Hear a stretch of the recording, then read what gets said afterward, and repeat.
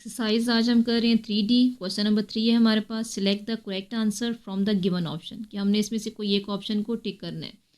Question हमें दिया है 42 डिवाइड 1/7 इज़ इक्वल टू, कि ये हमारे पास किसके इक्वल आएगा। तो हम यहाँ पे इसको लिख लेंगे 42 डिवाइड 1/7। अब हमारे पास यहाँ डिवाइड में दिया हुआ है, पहले हम इसको चेंज करेंगे यहाँ पे मल्टीप्लाई में। तो हम लिखेंगे 42 मल्टीप्लाई, अब यहाँ 1/7 है तो ये उल्ट होकर जब इसका रेसिप्रोकल आएगा तो ये हो जाएगा 7/1, क्योंकि डिवाइड में ये सॉल्व नहीं हो सकता, इसलिए हमने इसका रेसिप्रोकल लाजमी लेना है। तो हमारे पास आ गया 42 मल्टीप्लाई 7/1। अब मल्टीप्लाई करेंगे 42 और 7 को, तो 7 2 हमारे पास होता है 14, 4 यहाँ पे हमारे पास आएगा 1 कैरी, 7 4 28 और 1 29, और नीचे 1 है तो उसकी वैल्यू नहीं होती, तो हमारे पास इसका आंसर आ रहा है 294, जो कि हमें यहाँ सी पे दिया हुआ है, कि सी पार्ट में हमारे पास लिखा हुआ है 294। तो हम इसको टिक करेंगे कि ये हमारे पास इसका आंसर है। अगला है क्वेश्चन बी पार्ट, हमें दिया हुआ है 4/5 मल्टीप्लाई 7/5, कि ये किसके सेम हो सकता है, यानी इसके जैसा नंबर कौन सा है। तो हम यहाँ पे अगर करें 4/5 मल्टीप्लाई 5/7, ये चेंज है। दूसरे नंबर में हमें दिया है 7/5 मल्टीप्लाई 4/5, यानी जो नंबर इधर दिया है वही नंबर हमें यहाँ दिया है, बस इसमें सेकंड नंबर पे ये है, यहाँ पे फर्स्ट पे हो गया, ये फर्स्ट है तो ये सेकंड में चला गया। तो ये इसमें बी पार्ट इसकी सेम है, तो हम बी को इसमें टिक कर लेंगे। अगला हमारे पास दिया हुआ है क्वेश्चन नंबर सी है हमारे पास, कि 95 मल्टीप्लाई 5/19 इज़ इक्वल टू। तो हम इसको सॉल्व करते हैं। 95 मल्टीप्लाई 5/19 इज़ इक्वल टू, ये किसके इक्वल बनेगा। तो हम यहाँ पे इसको 1 लिख लेंगे।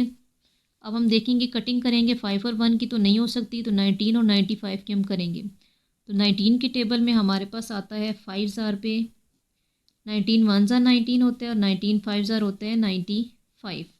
हमारे पास आ गया ये 5 मल्टीप्लाई 5/1 मल्टीप्लाई 1, 5 5 25/1 1 1 इज़ इक्वल है 25, क्योंकि नीचे 1 की वैल्यू नहीं होती, तो इसका आंसर आ रहा है हमारे पास 25, जो कि हमें यहाँ पे दिया हुआ है ए पार्ट में 25।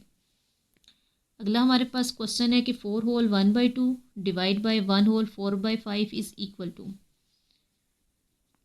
हम यहाँ लिखेंगे 4 होल 1/2 डिवाइडेड बाई 1 होल 4/5। सबसे पहले हमने इसको सिंपल फॉर्म में लाना है, यानी 4 2 8 और 1 9/2 डिवाइड बाई 5 1 5 और 4 9/5।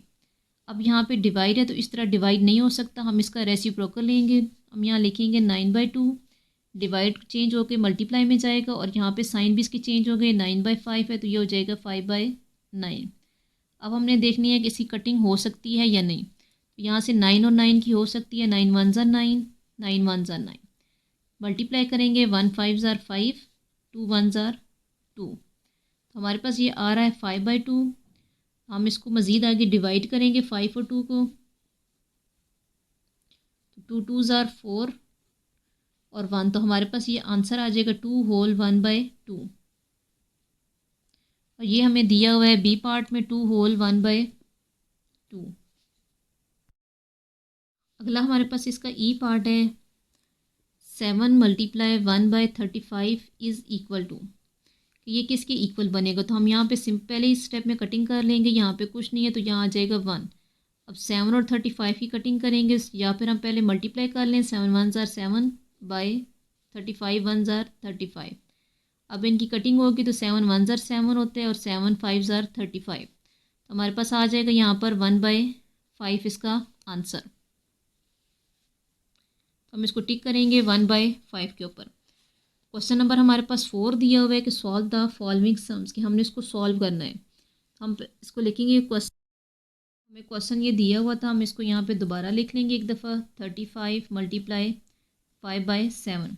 अब हमने कटिंग करनी है 7 और 35 की, यहाँ नीचे कुछ ना हो तो अपनी मर्ज़ी से हम लगाएंगे 1।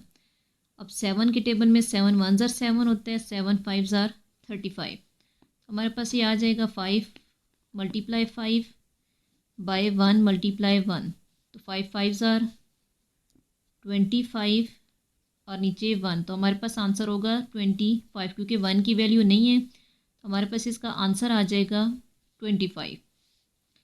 अगला हमारे पास बी पार्ट दिया हुआ है कि 84 मल्टीप्लाई 1/9। इसमें भी हम यहाँ पे लिखेंगे इसको दोबारा, मल्टीप्लाई 1/9 और यहाँ पे हमारे पास आ जाएगा 1।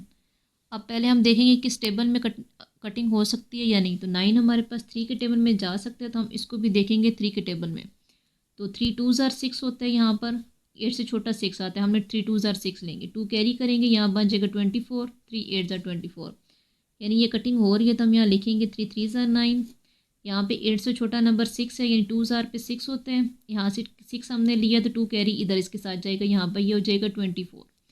अब 3 के टेबल में 24 को करना है तो 3 8s are होता है 24, तो हमारे पास ये आ जाएगा नंबर 28 मल्टीप्लाई 1/1 मल्टीप्लाई 3।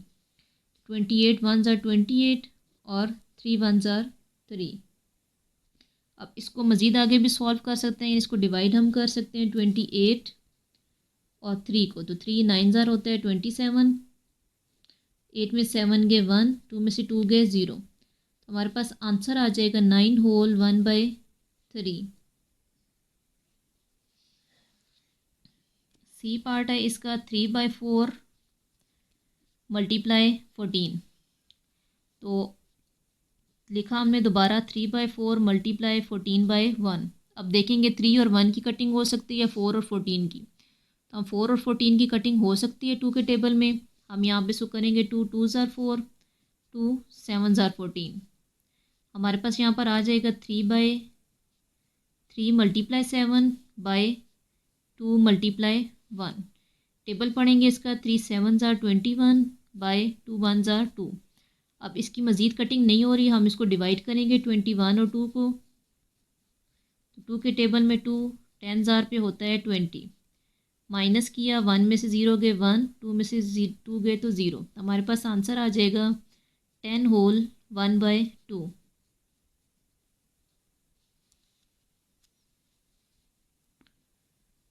अगला इसका क्वेश्चन है 1/8 मल्टीप्लाई 34।